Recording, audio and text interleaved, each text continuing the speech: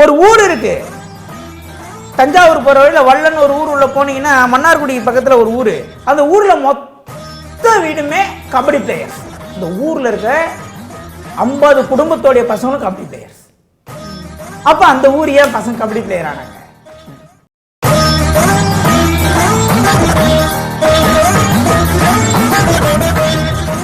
குடும்பம் நல்லா இருக்கணும்னா ஊர் தலைவர் எலெக்ஷன் நிற்கிறதுக்கு முன்னாடி 1000 வாட்டி யோசிக்கணும்.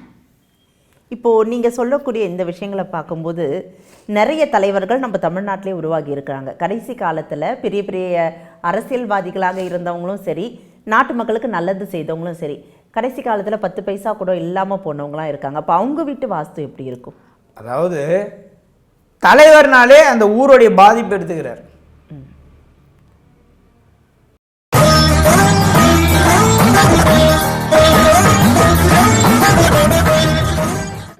சாம்பிராணி காட்டுவது எப்படின்னு ஒரு வீடியோ, ஆனால் 6 மணிக்கு சாம்பிராணி காட்டவும். அதுக்கு ஒரு இன்னொருத்தர் வீடியோ, சாம்பிராணியை இப்படி இப்படி காட்டுவோம், தம்ப்லைனில் போட்டு இப்படி காட்டுவோம். இன்னும் கொஞ்ச நாள் போனால் மகா மட்டமான ஒரு ஸ்டேஜுக்கு நம்ம போயிடுவோம். அது போகக்கூடாது என்பது தான் என்னுடைய ஆழமான கருத்து. வாஸ்து என்பது இங்கே பார்க்கக்கூடிய மேலோட்டம் அல்ல.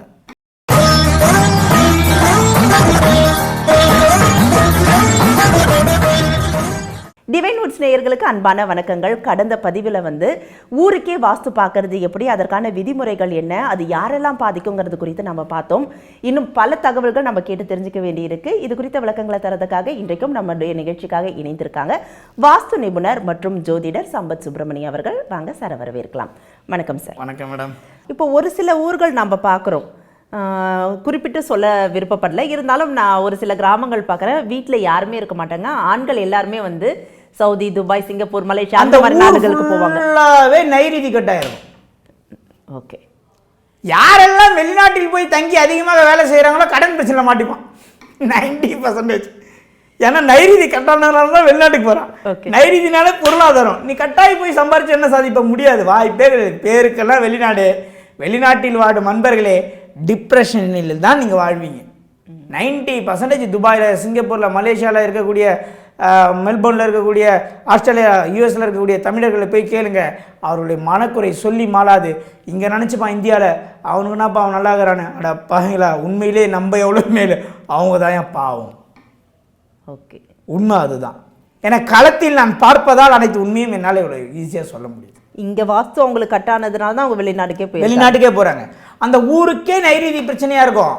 மொத்த ஆண்களும் ஓடிடுவாங்க. இப்போ வேலூரில் எடுத்தீங்கன்னா ஆர்மி பசங்க அதிகம். ஆமாம். ஏன் காஞ்சிபுரத்தில் இல்லை, ஏன் திருச்சியில் இல்லை? அப்போ வேலூர் ஏன் ஆர்மிக்கு அதிகமாக இருக்குது? அதுதான் நம்மளுடைய ரிசர்ச்சு. அப்படி தான் கணக்கெடுக்க வேண்டும்.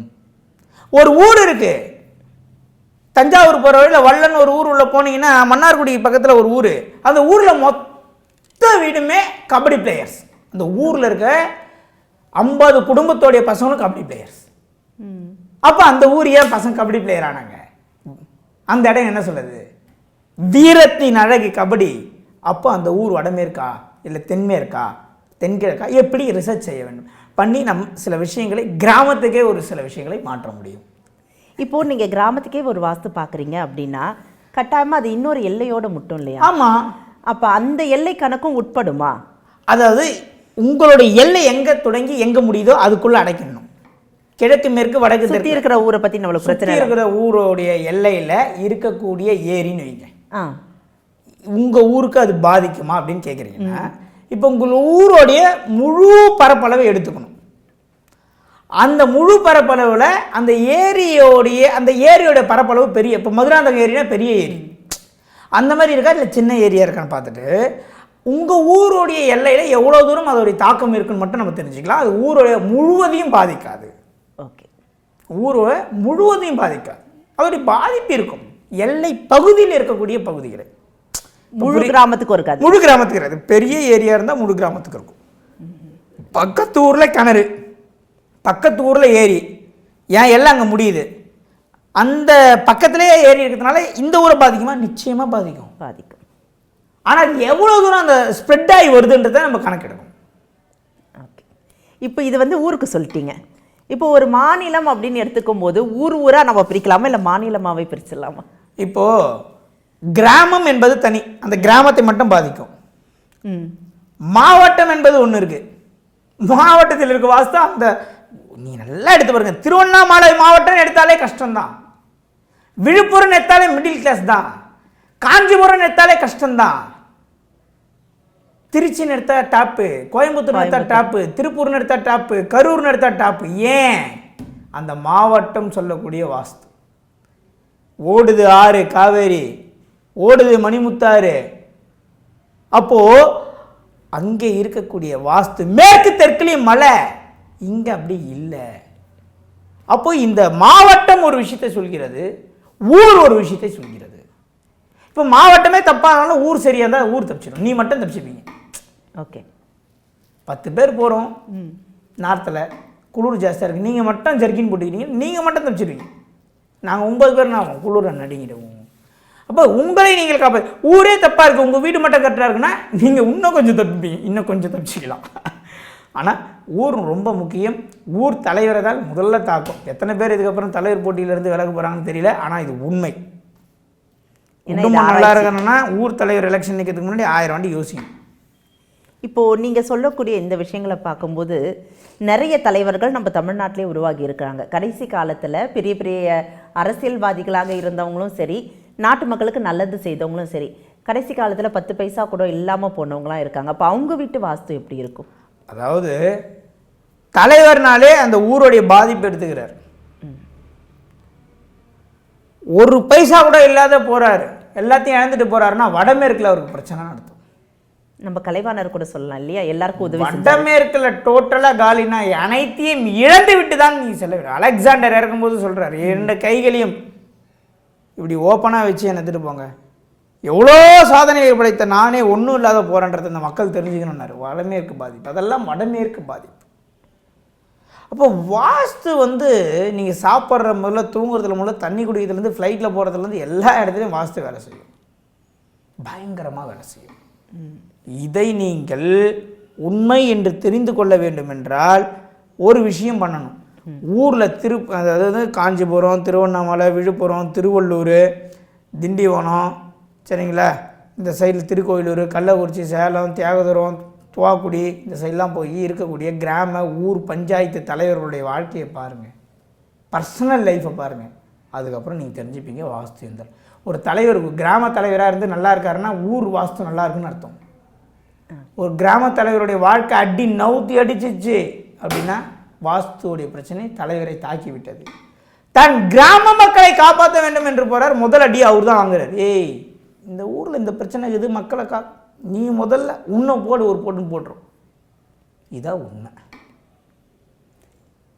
இந்த உண்மையை தெரிந்து கொள்வதற்கு பல மாதங்கள், பல வருடங்கள் நாங்கள் சுத்தியோம், ரிசர்ச் நடந்திருக்கு. இன்னும் இருக்குது, இன்னும் ஏகப்பட்ட ரிசர்ச் இருக்குது. மிகப்பெரிய ஒரு R&D, ரிசர்ச் அண்ட் டெவலப்மெண்ட்னு சொல்லக்கூடிய நிறுவனத்தையே நம்ம ஸ்டார்ட் பண்ண போகிறோம். சூப்பர். இப்போது நீங்கள் ஃபஸ்ட்டு தலைவரை தான் பாதிக்கும் அப்படின்றத சொன்னீங்க. இப்போ எல்லைகள் பிரிக்கப்படுது, மாவட்டங்கள், வட்டங்கள், நகராட்சி மாநகராட்சி அப்படின்னு சொல்லிட்டு பிரிக்கப்படும் போது ஒவ்வொரு சமயமும் வேற வேற எல்லைக்கு போகுது. அப்ப அந்த தலைவர் தப்பிச்சுக்கிறதுக்கான வாய்ப்புகள் இருக்கு. அப்ப பிரச்சனைகள் அதிகமாக இருந்தா பிரச்சனை, பெரிய பிரச்சனை ஆயிடும். ஓ, அப்படி எல்லைகள் மாறும்போது வாஸ்து சரியான வாஸ்துவாக மாறும்னா நல்லாயிடுவாரு. இப்போ பள்ளிக்கரணை மாநகராட்சி ஆயிடுச்சு, சென்னை பள்ளிக்கரணை, சரிங்களா? அப்போ மாநகராட்சி ஆகும்போது அந்த மாநகராட்சி மேயரை போய் அதை முடிச்சுவோம். மாநகராட்சியாக இல்லாத போது பள்ளிக்கரணை தலைவர் அதை தலைவர். அதுதான் வாஸ்து செய்கிறது. அப்படி பார்த்தா சென்னை அப்படிங்கிறது அப்படி நாலாபுரமும் எக்ஸ்டெண்ட் ஆகிட்டே தானே போகுது. ஒரு சென்னை என்பது ஒரு மாநகராட்சி. மாநகராட்சி எங்கே தொடங்கி எங்கே முடிகிறதோ அது வரை இருக்கக்கூடிய மொத்த பரப்பளவையும் எடுத்து ஒரு டைமென்ஷனாக நம்ம வரைந்து, ஏரி வருகின்ற ஏரி, மலை வருகிறது, கடல் வருகிறது, எல்லாத்தையும் செஞ்சு பார்த்து அது ஒரு மேப் போட்டோன்னு வச்சுக்கோங்க, பர்ஃபெக்டாக தெரிஞ்சிடும் சென்னை வாசிகள் என்ன நடக்க போகுது. ஆனால் ஒரு குறிப்பிட்ட காலத்துக்கு முன்னாடி சுதந்திர போராட்டம் அந்த சமயத்தெல்லாம் சென்னப்பட்டினம் அப்படின்னு சொல்லிட்டு ஒரு 4 மாநிலமும் சேர்ந்து இருந்தது. மதரசப்பட்டினம் பழைய பேர். ஆமாம், மதரசப்பட்டினம் அப்படின்னு சொல்லி கேள்விப்பட்டிருக்கேன். நான் கேள்விப்பட்டிருக்கேன்னா சில பேர் சொல்லி கேள்விப்பட்டிருக்கேன். நம்மலாம் அப்போல்லாம் பிறந்திருப்போமான கூட தெரியல. மதரசப்பட்டினம் சொல்லுவாங்க, நாளடைவில் அது சென்னைன்னு சொல்கிறாங்க. இப்போ அந்த சமயத்துல இருந்த வளர்ச்சிக்கும் இப்ப இருக்கிறதுக்கும் மாறுதல் இருக்கு இப்போ அப்போ ஆரோக்கியமா இருந்தாங்க. இப்போ வந்து 60-40 வயசுல செத்து போறாங்க. காரணம் என்னன்னா நிறைய பில்டிங்கை கட்டி உடம்பில் மனிதனுக்கு நோய் அதிகமாகி போச்சு. வாஸ்து என்பதே வாழ்க்கையை வளமாக்குவது தான். அதுதான் உண்மை. பொதுவாகவே சொல்லுவாங்க, ஒரு ஊர்ல ஒரு மரம் இருக்குன்னா அந்த மரம் எந்த நல்ல விஷயத்தை செய்ய போதோ அதற்கான நோய் அந்த ஊர்ல இருக்கிறவங்களுக்கு இருக்குன்னு சொல்லுவாங்க. இப்போ அதான் கரெக்டு. இப்போ அதுதான் வாஸ்து. ஒன்றும் இல்லை, வேப்ப மரம் என்ன செய்யும் அப்படின்னு கணக்கு எடுத்துரும். வேப்ப மரம் நம்ம கசப்பு, ஆனால் அது கசப்பை கொடுத்தாலும் அந்த கசப்புக்கு உண்டான இப்போ பொதுவாக பார்த்தீங்கன்னு வச்சுக்கிங்களேன், ஒரு இடத்துல வேப்ப மரம், பெரிய வேப்ப மரம் ஒரு ஊரில் இருக்குது, பெரிய வேப்ப மரம் இருக்குது, தீராத நோய் அந்த ஊர் பெண் தலைவராக இருந்தால் இருக்கும். ஓகே. இல்லை பெரிய அரச மரமாக இருக்குது, முதுகெலும்பு உடைந்து போன தலைவராக பதவி எடுத்துருப்பார், முதுகெலும்பு உடைஞ்சு போயிருக்கும் ஆக்சிடெண்ட்டில். இதுதான் பிரபஞ்சம் சூட்சமமாக சொல்கிறது, ஒன்றும் கிடையாது. ஒரு மரம் அதிகமாக காய்களை காய்த்தால் அந்த ஊரோடைய தலைவருக்கு ஆபத்து, ஒரு வீட்டில் அதிகமாக காய்களை காய்த்தால் அந்த வீட்டு தலைவனுக்கு ஆபத்து. இதுதான் வாஸ்து. வாஸ்துனா எல்லாரும் நினச்சேன் பெருமிடுவாங்க, கருங்காலி வாங்கி போடு, சாம்பிராணியை காட்டு. அதுவும் இப்போ அது கூட காமெடி இல்லை, சாம்பிராணி காட்டுவது எப்படின்னு ஒரு வீடியோ, ஆனால் 6 மணிக்கு சாம்பிராணி காட்டவும். அதுக்கு ஒரு இன்னொருத்தர் வீடியோ, சாம்பிராணியை இப்படி காட்டுவோம், தம்ப்லைனில் போட்டு இப்படி காட்டுவோம். இன்னும் கொஞ்ச நாள் போனால் மகா மட்டமான ஒரு ஸ்டேஜுக்கு நம்ம போயிடுவோம். அது போகக்கூடாது என்பது தான் என்னுடைய ஆழமான கருத்து. வாஸ்து என்பது இங்கே பார்க்கக்கூடிய மேலோட்டம் அல்ல.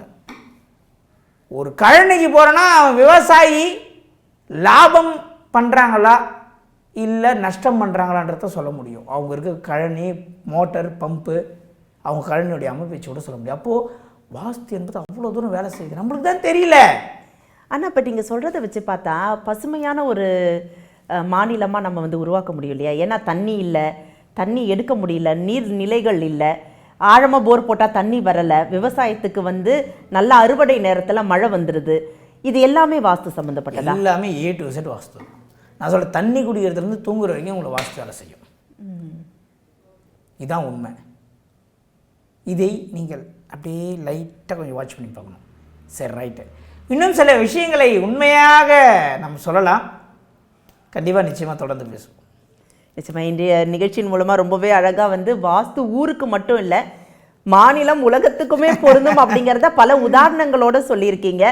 இனிமேல்ட்டு எல்லாரும் வீட்டை மட்டும் பார்க்கறத நிறுத்திட்டு நம்ம ஊரும் சேர்த்து நல்லா இருக்கா அப்படின்னு பார்க்குற ஒரு பொது உடைமை கருத்தோடு வருவாங்கன்னு நான் நினைக்கிறேன். இன்னும் நிறைய விஷயங்கள் நம்ம பேசலாம். இன்றைய நிகழ்ச்சியில் கலந்துக்கிட்டு ரொம்ப அற்புதமான கருத்துக்களை நீங்கள் நம்ம நேயர்களுக்காக சொல்லியிருக்கீங்க. ரொம்ப நன்றி. நன்றி மேடம். நேயர்களே, மீண்டும் இதே நிகழ்ச்சியில் உங்கள் அனைவரையும் சந்திக்கிறோம். நன்றி, வணக்கம்.